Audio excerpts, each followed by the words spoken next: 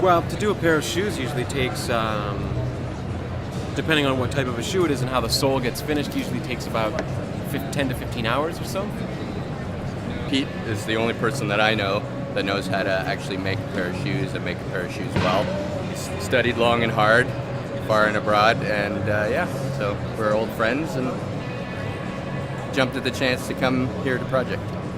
Well, I got into shoemaking just for a desire of, figuring out shoes inside out. I've always been a shoe fanatic and always wanted to know exactly what goes on, so I decided to go to Italy to learn how to make shoes, and that's where I learned how to do what I'm doing here today.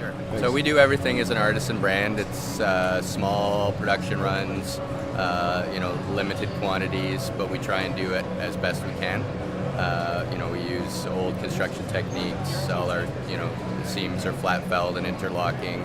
Use chain stitch machines, gusseting, bar tacks, vintage buttons, vintage fabrics. So this was, the closest thing we could get, and also do in small quantities.